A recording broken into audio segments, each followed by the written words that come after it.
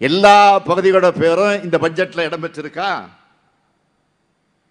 கொஞ்சமாச்சும் மனசாட்சியோடு பதில் சொல்லுங்க. ஒன்றிய அரசினுடைய நிதிநிலை அறிக்கை என்பது அனைத்து தரப்பினரையும் ஏமாத்துகிற வகையில் அமைஞ்சிருக்கு. உழவர்கள், விவசாய பெருங்குடி மக்கள் 4 ஆண்டுகளாக போராடிக்கிட்டு இருக்காங்க. அவங்களோட முக்கியமான கோரிக்கையை குறைந்தபட்ச ஆதார விலைக்கான அறிவிப்பு இதுல இல்ல. கல்விக்கு மொத்தமே 2.3% விழுக்காடு தான் ஒதுக்கி இருக்கிறாங்க. சுகாதாரத்துக்கு மொத்தமே 1.8 விழுக்காடு தான் ஒதுக்கி இருக்கிறாங்க. பாதுகாப்பு துறைக்கு 4.91 லட்சம் கோடி ரூபாயும், உள்துறைக்கு 2.33 லட்சம் கோடி ரூபாயும் கொடுத்தவங்க சமூக நலத்துறைக்கு எவ்வளவு தெரியுமா? 60,000 கோடி ரூபாய் தான் கொடுத்திருக்கிறாங்க. ஆக மக்கள் வளர்ச்சியிலே இவங்களுக்கு எந்த அக்கறையும் இல்லை என்பதற்கு இதை விட வேறு சாட்சி வேணுமா? பட்டியல் பழங்குடியினருக்கான நிதி ஒதுக்கீடும் குறைவு, புதிய வேலைவாய்ப்புக்கான திட்டங்கள் இல்லை,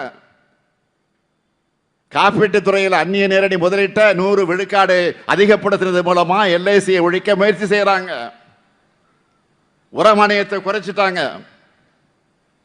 பெட்ரோலிய பொருள்களுக்கான மானியத்தை குறைச்சிட்டாங்க. சமையல் எரிவாயு மானியத்தையும் குறைச்சிட்டாங்க. பொருளாதாரத்தை வளர்க்கிற திட்டங்கள் இல்லை, பொருளாதார ஏற்றத்தாழ குறைக்கிற முயற்சிகள் இல்லை, நிதியை பிரிக்கிற திட்டங்கள் இல்லை.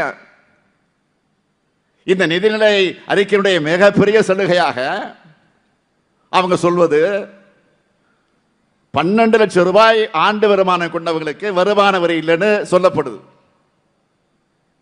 இந்திய நாட்டினுடைய மக்கள் தொகை எவ்வளவு? 140 கோடி. அதுல 2 விழுக்காட்டுக்கு குறைவான மக்களுக்கு தான் சலுகை தானே தவிர வேறல்ல. இதையே பெரிய சாதனையாக காட்டுறாங்க. அனைத்து மாநிலங்களுக்கான ஒன்றிய பட்ஜெட்னு சொல்லிட்டு பீகார் பீகார் பீகார்னு 6 முறை சொல்லுகிறார் அமைச்சர் நிர்மலா சீதாராமன் அவர்கள். என்ன காரணம்? ஏன்னா அங்கதான் சட்டமன்ற தேர்தல் வரப்போகுது விரைவில். கடந்த முறை நிதி அறிக்கையில் என்னாச்சு? ஆந்திரா ஆந்திரான்னு அறிவிச்சாங்க. அங்க சட்டமன்ற தேர்தல் வந்தால் அப்படி சொன்னாங்க. இப்போ பீகார்ல தேர்தல் வரப்போகுது என்பதால பீகார் பீகார்னு சொல்றாங்க. பீகாருக்கோ ஆந்திராவுக்கோ திட்டங்களை ஒதுக்க வேணாம்னு நான் சொல்லல. எங்களை ஏன் புறக்கணிக்கிறீங்கன்னு தான் நாங்க கேட்கிறோம்.